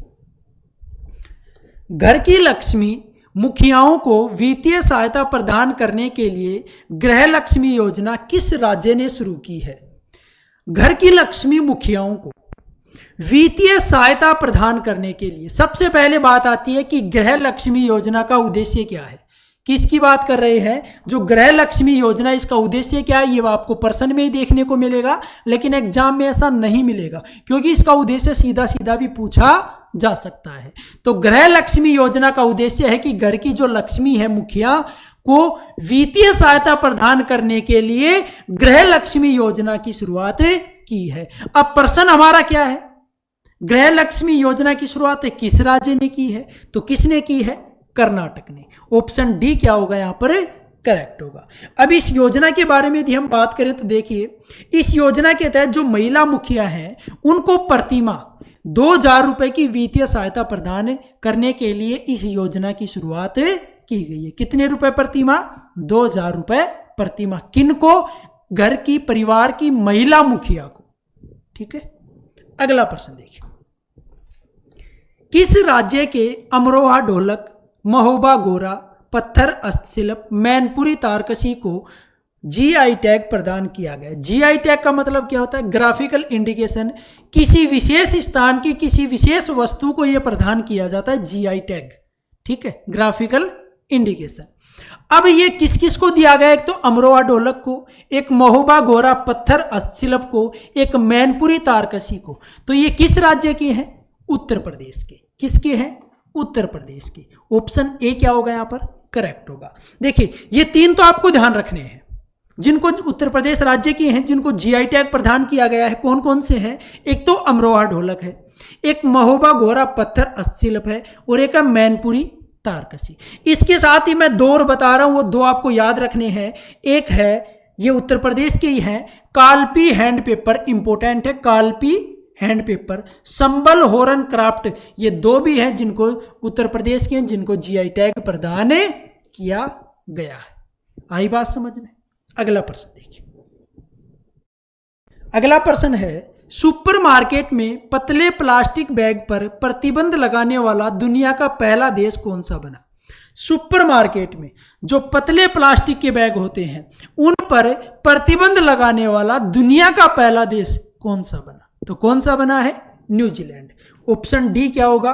करेक्ट होगा। ध्यान रखना, ये पहला देश बना है विश्व का, इसलिए ये क्वेश्चन इंपोर्टेंट हो जाता है। नेक्स्ट क्वेश्चन, अगला प्रश्न है, 6ठी युवा महिला राष्ट्रीय मुक्केबाजी चैंपियनशिप का खिताब किसने जीता है?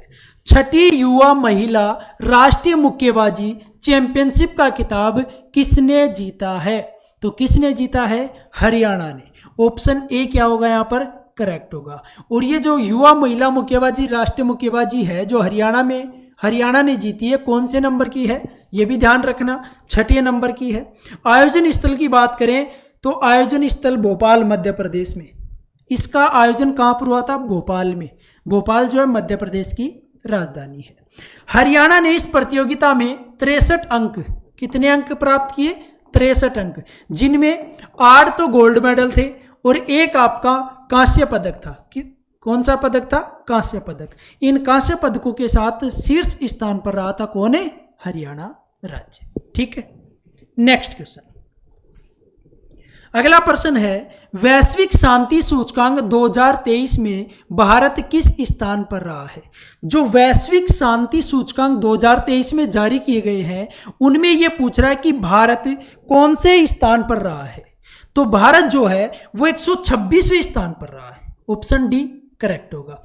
किसमें? वैश्विक शांति सूचकांक 2023 में भारत रहा है 126वें स्थान पर। चलो इसके बारे में बात करते हैं। पहले स्थान पर कौन सा देश रहा था? यह भी हमारे लिए इंपॉर्टेंट है कि जो वैश्विक शांति सूचकांक 2023 है उसमें पहले स्थान पर रहा है आइसलैंड। कौन सा देश? आइसलैंड। और अंतिम स्थान पर रहा है अफगानिस्तान। जो लास्ट स्थान है अंतिम, ठीक है, उसमें कौन सा रहा है? अफगानिस्तान। जारी किसने किया है? Institute for economics and peace. Institute for economic and peace, कहने का मतलब आईईपी के द्वारा जारी किया गया, जो न्यूयॉर्क अमेरिका की है। इसके द्वारा ये वैश्विक शांति सूचकांक 2023 जारी किया गया, जिसमें भारत का स्थान 126वां, पहले स्थान पर है आइसलैंड और अंतिम स्थान पर है अफगानिस्तान। ये 3 पॉइंट आपको ध्यान रखने। ठीक है, अगला प्रश्न देखिए। अगला प्रश्न है, किस स्पेस एजेंसी ने डार्क मैटर का अध्ययन करने के लिए यूक्लिड, ये न्यूक्लिड नहीं यूक्लिड है, यूक्लिड टेलीस्कोप सफलतापूर्वक प्रक्षेपित किया है? किसका अध्ययन करने के लिए? डार्क मैटर का अध्ययन करने के लिए यूक्लिड टेलीस्कोप सफलतापूर्वक प्रक्षेपित किया है। तो किस एजेंसी ने? ESA, कहने का मतलब यूरोपीय स्पेस एजेंसी ने।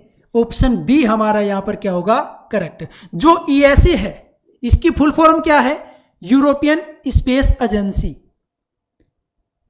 ठीक है, यूरोपियन स्पेस एजेंसी, ये यूरोप की स्पेस एजेंसी है जिसने डार्क मैटर का अध्ययन करने के लिए यूक्लिड टेलीस्कोप सफलतापूर्वक प्रक्षेपित किया है। बात करते हैं यूरोपियन स्पेस एजेंसी के बारे में, तो इसका मुख्यालय कहां पर है? पेरिस, फ्रांस में। ESA का मुख्यालय है पेरिस, फ्रांस में। स्थापना कब हुई थी? 30 मई 1975 को। इसकी स्थापना कब हुई थी? 30 मई 1975 को। ठीक है, नेक्स्ट क्वेश्चन। अगला प्रश्न है, भारतीय सिनेमा के राइजिंग ग्लोबल सुपरस्टार पुरस्कार 2023 से किसे सम्मानित किया गया है? भारतीय सिनेमा के जो राइजिंग ग्लोबल सुपरस्टार पुरस्कार है 2023 का, उससे किसे सम्मानित किया गया? तो किसको सम्मानित किया गया? कार्तिक आर्यन को। ऑप्शन सी क्या होगा? करेक्ट होगा। जो राइजिंग ग्लोबल सुपरस्टार पुरस्कार 2023 है वो उससे किसे सम्मानित किया गया? कार्तिक आर्यन को सम्मानित किया गया। नेक्स्ट क्वेश्चन देखिए, साहित्य का जेसीबी पुरस्कार 2023 किसे प्रदान किया गया? किसकी बात कर रहे हैं हम? साहित्य का एक पुरस्कार होता है जेसीबी पुरस्कार। तो जेसीबी पुरस्कार 2023 से किसे सम्मानित किया गया है?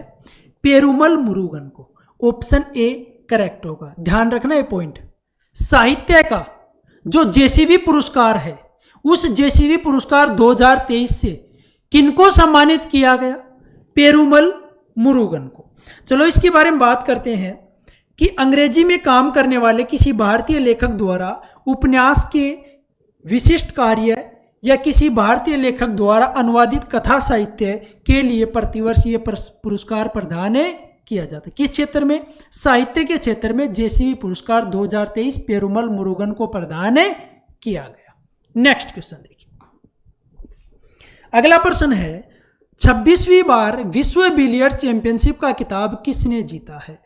26वीं बार विश्व बिलियर्ड्स चैंपियनशिप का खिताब किसने जीता है? तो किसने जीता है? पंकज आडवाणी ने। ऑप्शन सी यहां पर क्या होगा? करेक्ट होगा।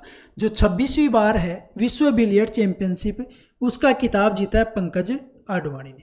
पंकज आडवाणी ने फाइनल में भारत के ही सौरव कोठारी को हराया। किससे?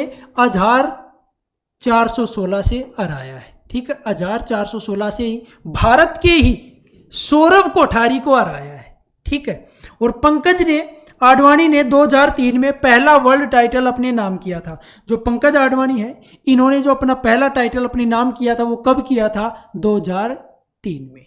ठीक है, नेक्स्ट क्वेश्चन देखिए, अंतर्राष्ट्रीय सौर गठबंधन अर्थात ISA इंटरनेशनल सोलर अलायंस का 95वां सदस्य देश कौन सा बना है? जो अंतर्राष्ट्रीय सौर गठबंधन है ISA जिसका हेडक्वार्टर गुरुग्राम हरियाणा में है, उसका 95वां सदस्य देश बना है। और वो 95वां सदस्य देश कौन सा बना है? वो बना है चिली। कौन सा बना है? चिली। अब इसमें कितने सदस्य देश हो गए? 95 सदस्य देश हो गए। अब बात करते हैं ISA के बारे में। देखिए, अंतर्राष्ट्रीय सौर गठबंधन की बात करें ISA तो इसकी फुल फॉर्म क्या होती है? अभी मैंने बताई थी, इंटरनेशनल सोलर अलायंस। इसकी स्थापना कब हुई थी? 30 नवंबर 2015 में। ISA की जो स्थापना है वो 30 नवंबर 2015 को हुई थी। आ रही है बात समझ में? हेडक्वार्टर कहां पर है? गुरुग्राम हरियाणा में। पहले गुरुग्राम का नाम क्या था? गुड़गांव। अब इसका नाम बदलकर क्या कर दिया गया? गुरुग्राम। बहुत दिन हो गए इसको बदले हुए। ठीक है, इसके महानिदेशक कौन है? ISA के अजय माथुर है। ISA के महानिदेशक कौन है? अजय माथुर। ठीक है, नेक्स्ट क्वेश्चन,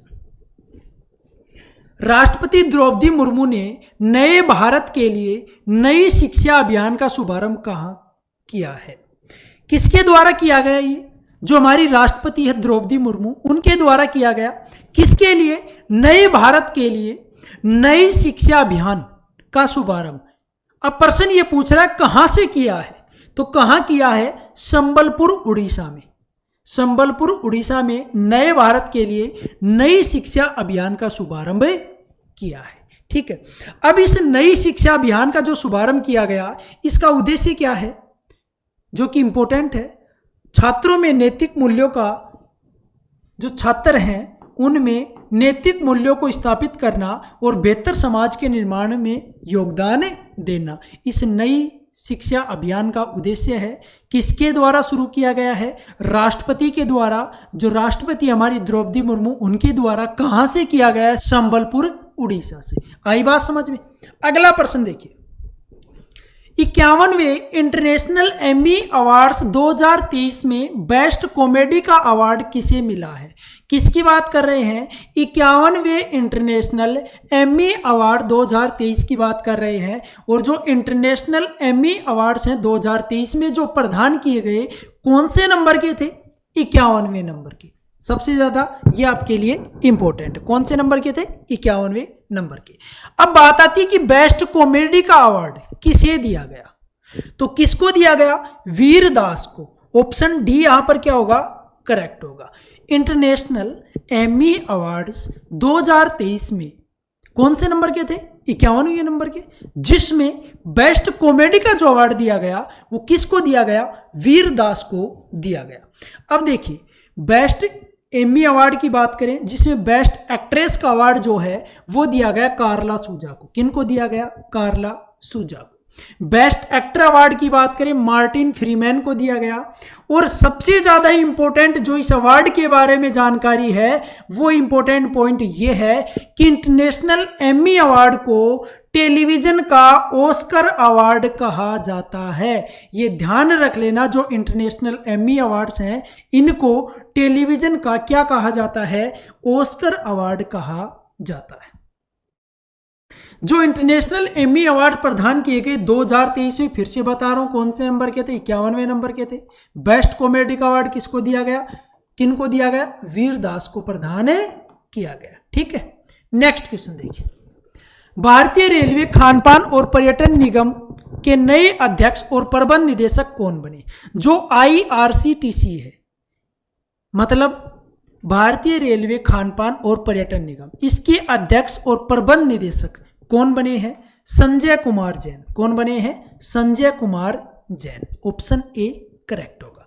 अब बात करें IRCTC की, तो इसकी फुल फॉर्म क्या होती है? Indian railway catering and tourism corporation. फिर से देख लीजिए, Indian railway catering and tourism corporation IRCTC की क्या होती है? फुल फॉर्म होती है। स्थापना की बात करें तो 27 सितंबर 1999 को स्थापना हुई थी। और इस IRCTC का जो हेडक्वार्टर है, जो मुख्यालय है, वो कहां पर स्थित है? नई दिल्ली में स्थित है।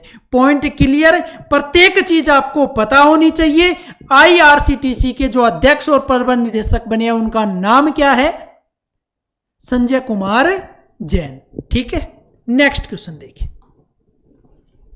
विश्व स्वास्थ्य शिखर सम्मेलन 2023 कहां आयोजित हुआ? जो विश्व स्वास्थ्य शिखर सम्मेलन 2023 में हुआ था, इसका आयोजन कहां पर हुआ था? तो कहां पर हुआ था? बर्लिन, जर्मनी में। ऑप्शन बी क्या होगा? करेक्ट होगा। ध्यान रखना ये कि जो ये सम्मेलन, जितने भी सम्मेलन हैं, ये सब आपके लिए इंपॉर्टेंट है। सबसे ज्यादा इनसे यही पूछा जाता है इनका आयोजन कहां पर हुआ था। ठीक है, तो विश्व स्वास्थ्य शिखर सम्मेलन 2023 का जो आयोजन हुआ था वो हुआ था बर्लिन, जर्मनी में। नेक्स्ट क्वेश्चन देखिए। किस राज्य ने लेक लड़की, इसका मतलब होता है प्यारी बेटी, योजना शुरू की है? किस राज्य ने लेक लड़की मतलब प्यारी बेटी योजना शुरू की है? तो किसने शुरू की है? महाराष्ट्र ने। ऑप्शन डी क्या होगा? करेक्ट होगा। महाराष्ट्र सरकार के द्वारा या महाराष्ट्र राज्य के द्वारा लेक लड़की अर्थात प्यारी बेटी योजना की क्या की है? शुरुआत की है। इस योजना के बारे में बात करें तो देखिए, यह योजना जो है वो गरीब परिवार की बेटी के लिए, जो गरीब परिवार की बेटी है उसके लिए 1 लाख रुपए की वित्तीय सहायता प्रदान करेगी। किस सरकार ने शुरू की है प्यारी बेटी योजना? महाराष्ट्र सरकार ने, जिसके तहत 1 लाख रुपए वित्तीय सहायता प्रदान की जाएगी गरीब परिवार की बेटी को इस योजना के तहत। ठीक है, अगला प्रश्न देखिए। देश का पहला nano liquid DAP fertiliser plant कहां शुरू किया गया? यह देश का पहला है, इसलिए इंपॉर्टेंट है एग्जाम के लिए भी। और देश का पहला क्या है? Nano liquid DAP fertiliser plant. Nano liquid DAP fertiliser plant देश का पहला कहां शुरू किया गया? तो कहां पर शुरू किया गया है ये आपको बताना है। बताओ कहाँ शुरू किया गया है? गांधीनगर में। और गांधीनगर कहाँ है? गुजरात में। ऑप्शन बी क्या होगा? करेक्ट होगा। देश का पहला, देश की प्रथम महिला, देश का प्रथम व्यक्ति, देश की कोई भी प्रथम चीज, जो भी जिससे भी क्वेश्चन बनते हैं वो सभी इंपॉर्टेंट है। ठीक है, तो ये देश का पहला था nano liquid DAP fertiliser plant, जो कि गांधीनगर गुजरात में शुरू किया गया। ये प्लांट जो है वो किसने स्थापित किया था? इफ्को ने। IFFCO, इफ्को के द्वारा ये प्लांट स्थापित किया गया। इफ्को की जो नैनो लिक्विड डीएपी फर्टिलाइजर है उसमें 8% नाइट्रोजन और 16% क्या होगा? फास्फोरस। 8% नाइट्रोजन और 16% फास्फोरस। ध्यान रखना, ये जो प्लांट था नैनो लिक्विड डीएपी फर्टिलाइजर, ये किसके द्वारा शुरू किया गया? ये भी इंपॉर्टेंट है। इफ्को के द्वारा इसकी शुरुआत की गई। नेक्स्ट क्वेश्चन देखिए। इसरो ने आदित्य L1 किसके अध्ययन के लिए लॉन्च किया है? इंडियन स्पेस रिसर्च ऑर्गेनाइजेशन इसकी फुल फॉर्म होती है। अब ये यहां पर ये पूछ रहा है कि जो आदित्य L1 है वो किसके अध्ययन के लिए लॉन्च किया? अभी हमने बात की थी चंद्रयान 3 की, जो चंद्रमा के अध्ययन के लिए लॉन्च किया गया था, उसके बारे में हमने बात की थी अच्छे तरीके से। वो भी इंपॉर्टेंट था और ये भी इंपॉर्टेंट है। आदित्य L1 जो मिशन है वो किसके अध्ययन के लिए? सूर्य के अध्ययन के लिए। किसके अध्ययन के लिए? सूर्य के अध्ययन के लिए ये लॉन्च किया गया था। देखिए ये कब लॉन्च किया गया? 2 सितंबर 2023 को। टाइम की बात करें वो भी आपके लिए इंपॉर्टेंट है। 11:50 AM पर यह लॉन्च किया गया 2 सितंबर 2023 को। किस रॉकेट से लॉन्च किया गया? PSLV C57 का एक्सेल वर्जन। आदित्य L1 की बात कर रहे हैं। बात करें चंद्रयान 3 की तो क्या था? LV M3 M4 ये रॉकेट थी। कौन सी रॉकेट थी? LV M3 M4। Aditya L1 किस रॉकेट से? PSLV C57 का एक्सेल वर्जन। ठीक है, कहां से? जहां से चंद्रयान 3 लॉन्च किया गया सतीश धवन स्पेस सेंटर श्रीहरिकोटा से, वहां से ही आदित्य L1 लॉन्च किया गया। ये दोनों में कॉमन बात है। रॉकेट दोनों की अलग है, टाइमिंग दोनों की अलग है। 2 सितंबर को ये लॉन्च किया गया था आदित्य L1 11:50 AM पर। ठीक है, किसका अध्ययन करने के लिए? सूर्य का अध्ययन करने के लिए। अगला प्रश्न देखिए। हाल ही में किसे G20 में स्थायी सदस्य के रूप में शामिल किया गया? G20 में स्थायी सदस्य के रूप में किसको शामिल किया गया? हाल ही में, इंपॉर्टेंट है, तो अफ्रीकन यूनियन को शामिल किया गया। G20 में स्थायी सदस्य के रूप में अफ्रीकन यूनियन को शामिल किया गया। अब ये क्या बन जाएगा? G21। ठीक है, अब G20 कब हुआ था? 2023 में 9-10 सितंबर 2023 को हुआ था। जिसकी मेजबानी किसने की थी? भारत ने की थी। नई दिल्ली के जो भारत मंडपम है उसमें 9-10 सितंबर 2023 को भारत ने किसकी मेजबानी की थी? G20 की मेजबानी की थी। ध्यान रखना, G20 जो 2023 में हुआ था उसकी मेजबानी किस देश ने की थी? भारत ने की थी। और उसमें एक नए सदस्य, स्थायी सदस्य के रूप में जोड़ा गया था अफ्रीकन यूनियन को। यह पॉइंट भी आपका क्लियर होना चाहिए। ठीक है, अगला प्रश्न देखिए। पुराने संसद भवन को अब किस नाम से जाना जाएगा? नया संसद भवन आ गया तो पुराने से क्वेश्चन बना, क्या बना कि जो पुराना संसद भवन है इसको किस नाम से जाना जाएगा? तो किस नाम से जाना जाएगा? संविधान सदन के नाम से। ऑप्शन सी क्या होगा? करेक्ट है। जो पुराना संसद भवन है उसको संविधान सदन के नाम से जाना जाएगा। अब बात करें, क्योंकि नया संसद भवन आया है, बात करते हैं पुराने संसद की। इसका शिलान्यास कब हुआ था? 12 फरवरी 1921 को। जो पुराना संसद है उसकी स्थापना, शिलान्यास हुआ था 12 फरवरी 1921 को।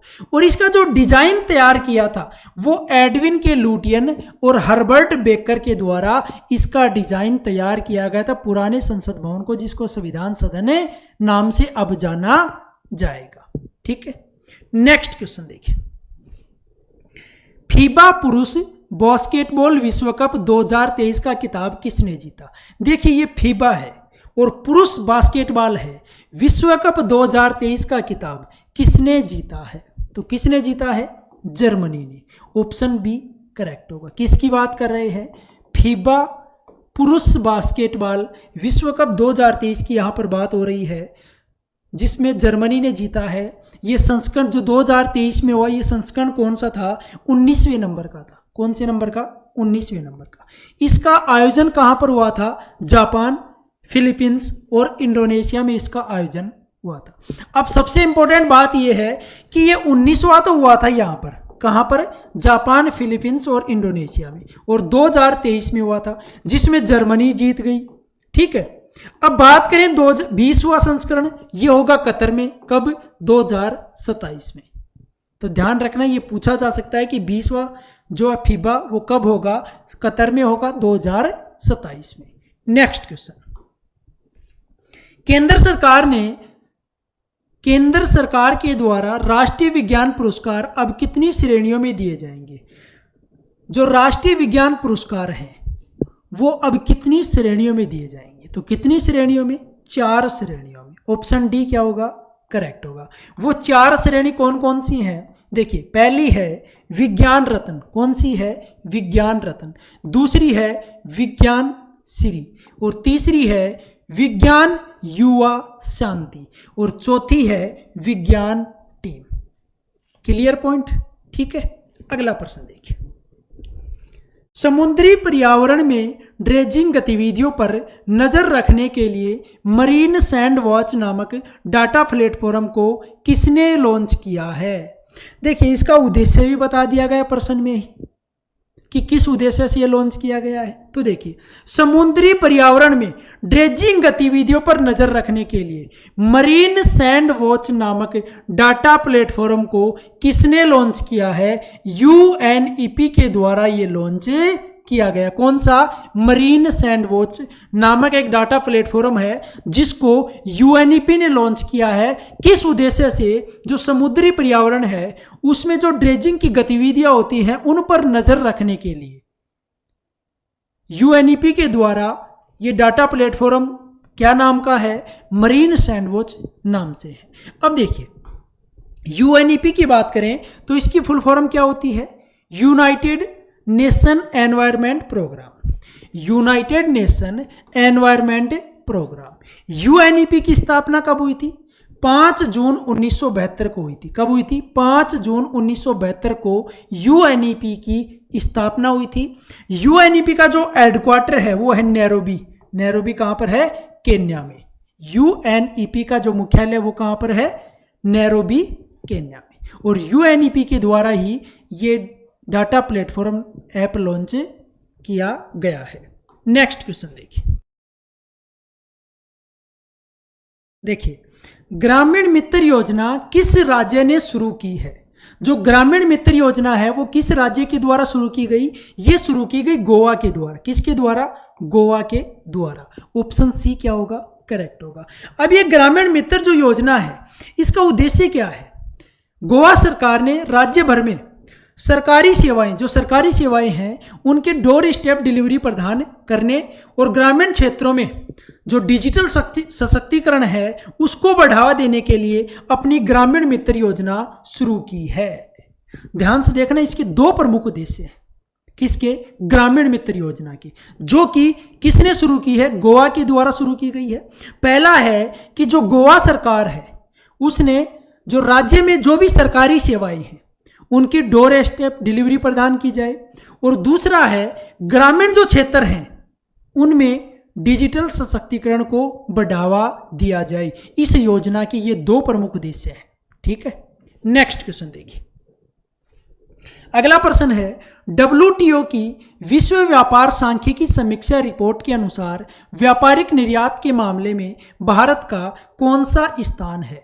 डब्ल्यूटीओ वर्ल्ड ट्रेड ऑर्गेनाइजेशन अर्थात विश्व व्यापार संगठन, उसकी रिपोर्ट के अनुसार, विश्व व्यापार सांख्यिकी समीक्षा रिपोर्ट के अनुसार व्यापारिक निर्यात के मामले में, किसमें? व्यापारिक निर्यात के मामले में भारत का स्थान कौन सा है? तो कौन सा है? 18वां स्थान है। ऑप्शन बी क्या होगा, करेक्ट होगा। किसके अनुसार है, WTO की विश्व व्यापार सांख्यिकी समीक्षा रिपोर्ट के अनुसार व्यापारिक निर्यात के मामले में जो भारत का स्थान है वो यहां पूछा है और हमारा आंसर है 18वां स्थान। कौन सा स्थान है, 18वां स्थान। अब बात आई है WTO की, तो देखिए फुल फॉर्म क्या होती है, वर्ल्ड ट्रेड ऑर्गेनाइजेशन। स्थापना कब हुई थी, 1 जनवरी 1995। हेडक्वार्टर इसका मुख्यालय कहां पर है, जेनेवा स्विट्जरलैंड में। WTO का मुख्यालय है जेनेवा स्विट्जरलैंड में। ठीक है, नेक्स्ट क्वेश्चन, स्वच्छ वायु सर्वेक्षण 2023 में कौन सा शहर पहले स्थान पर रहा है। किसकी बात कर रहे हैं, स्वच्छ वायु सर्वेक्षण 2023 की बात कर रहे हैं।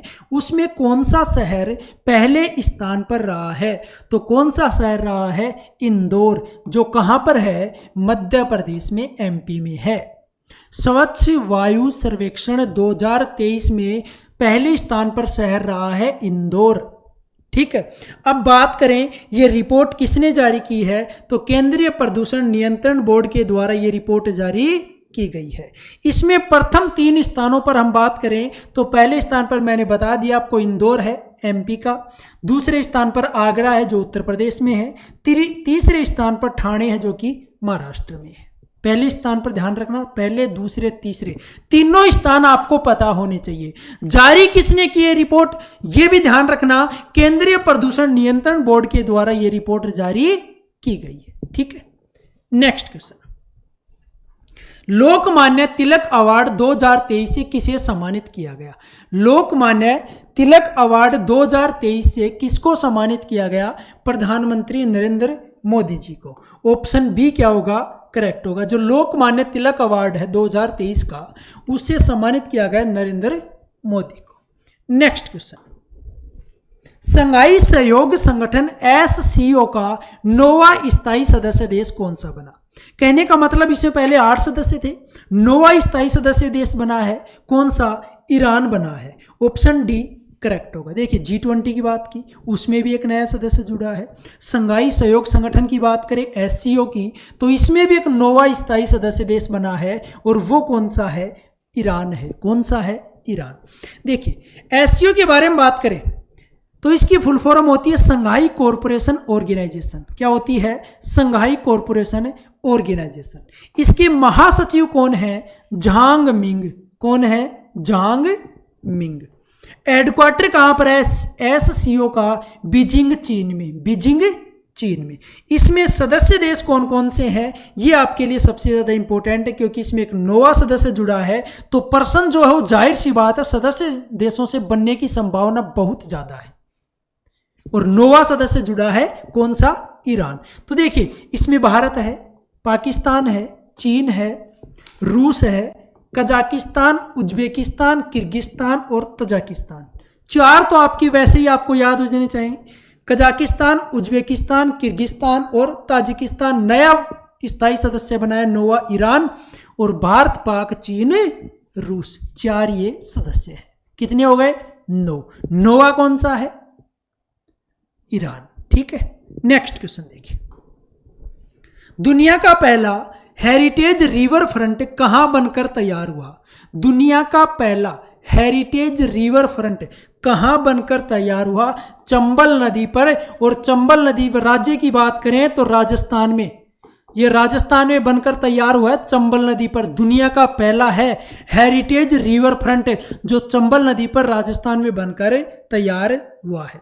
देखिए राजस्थान के कोटा में चंबल नदी के किनारे कितनी लागत से बनाया गया है, ये 1200 करोड़ की लागत से दुनिया का पहला हेरिटेज रिवर फ्रंट विकसित किया गया। ध्यान रखना, चंबल नदी पर राजस्थान में ये दुनिया का पहला हेरिटेज रिवर फ्रंट विकसित किया गया है। ठीक है, नेक्स्ट क्वेश्चन देखिए, अगला प्रश्न है, अडानी समूह ने कहां भारत की पहली अंतर्राष्ट्रीय बिजली परियोजना शुरू की है।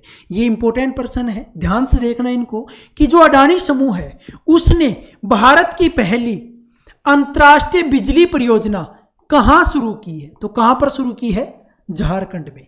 भारत की पहली है ये अंतर्राष्ट्रीय बिजली परियोजना। किसके द्वारा शुरू की गई है, अडानी समूह के द्वारा किस राज्य में शुरू की है? झारखंड में। किस में? झारखंड में। अगला प्रश्न देखिए, किस देश ने एक नया मंत्रालय निवेश मंत्रालय की स्थापना की है?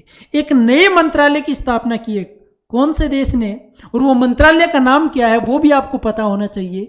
निवेश मंत्रालय उसका नाम है, और वो यूएई, यूनाइटेड अरब अमीरात के द्वारा एक नए मंत्रालय की स्थापना की गई है, जिसका नाम है निवेश मंत्रालय।